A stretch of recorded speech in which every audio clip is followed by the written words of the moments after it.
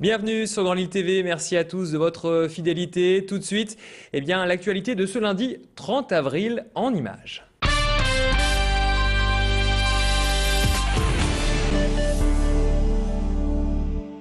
En football, très belle opération pour le LOSC. Dimanche soir, les Dogs ont remporté le choc de la 34e journée de Ligue 1. Ils se sont imposés à domicile 2-1 face au PSG.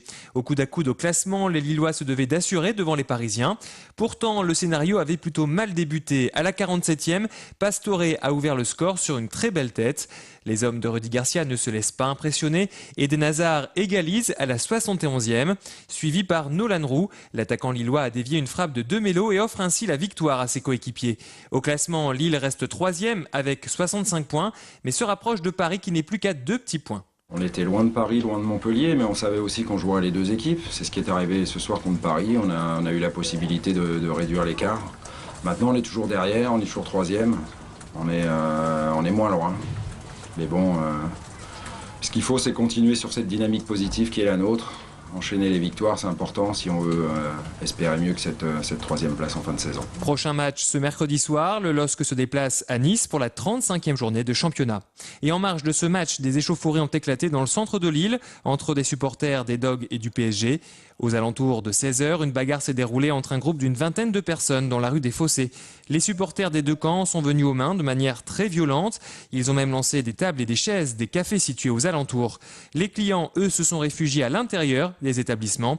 La police a su séparer les différents protagonistes. Au total, 12 personnes ont été interpellées, dont 7 Lillois. Par chance, aucun blessé n'est à déplorer.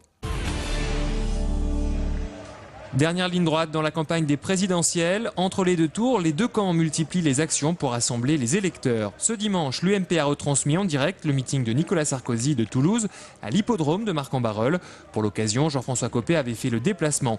Accompagné de Bernard Gérard et de Marc-Philippe Daubresse, le secrétaire général du parti de droite a pris la parole devant près de 800 personnes. Jean-François Copé a souhaité mobiliser ses troupes bien au-delà de Marc-en-Barœul. C'est pas Marc-en-Barœul que nous avons choisi, certes c'est à l'invitation de Bernard, mais enfin vous pensez quand même pas qu'on a juste invité les gens du quartier. C'est une réunion où on a invité évidemment les militants du Nord et beaucoup de Lillois, Nord et Pas-de-Calais. Mais Pas-de-Calais, Daniel, excuse-moi. À Marc-en-Barœul, Nicolas Sarkozy a recueilli 45% des voix au premier tour. Ce dimanche, le public lui était donc acquis et croyait encore aux chances du président candidat. C'est d'abord une ville de droite, donc qui vote surtout à droite. Donc c'est pour ça, je pense qu'à Lille, il ne l'aurait pas accueilli. Parce que c'est plus au bruit, mais il a eu raison parce qu'il y a du soutien ici. Il faut se mobiliser jusqu'au bout et ne pas croire aux sondages car les médias exagèrent et rien n'est perdu. Rien n'est perdu, réponse dimanche soir lors du deuxième tour des présidentielles qui départagera Nicolas Sarkozy de François Hollande, le candidat socialiste. Et les candidats à la présidentielle abordent-ils assez la question du nucléaire? Pour les militants de Greenpeace, la réponse est non. Samedi après-midi, 15 personnes se sont rassemblées sur la grande place de Lille, masque de Nicolas Sarkozy et François Hollande sur le visage.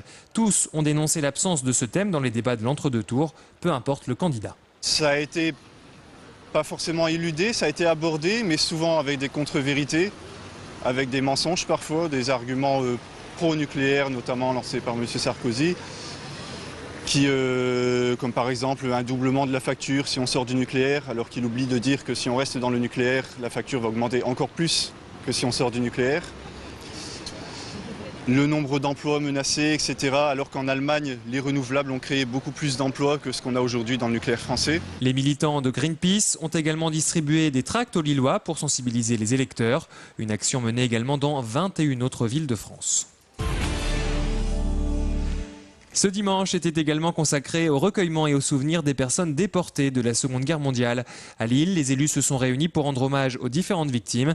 Un prêtre, un rabbin et un imam se sont relayés pour saluer la mémoire des déportés, toutes confessions religieuses confondues. Une gerbe commune a également été déposée. Les oubliés de la mémoire étaient également présents. L'association a tenu à participer à la manifestation pour que l'homosexualité soit explicitement citée comme motif de déportation. Une façon de répondre à la polémique déclenchée par le député Christian Van Est il y a quelques semaines. Les oubliés de la mémoire souhaitent unir leur voix avec les autres associations. Dans l'avenir, il y aura certainement des actions plus importantes, pédagogiques, pour qu'il y ait cette mémoire qui soit inscrite réellement sur l'île, comme l'a été la mémoire des résistants, la mémoire des juifs déportés. Donc aujourd'hui, cette mémoire est commune. Comme le discours d'ailleurs des déportés l'été, qui a été prononcé, un rappel de vigilance en rappelant la mémoire de tous les déportés. Certes, ne sont pas citées toutes les catégories, mais au contraire, il est unanime et unitaire. Ressortez vos pantalons pas de def et vos pulls aux couleurs criardes car ils sont tendance. Le rétro revient à la mode. D'ailleurs, ce week-end, un grand salon vintage était organisé à l'usine de Roubaix. 30 exposants français et belges ont proposé tout type d'accessoires pour avoir un look totalement rétro. Stand de maquillage et de coiffure pour ressembler à Marilyn Monroe.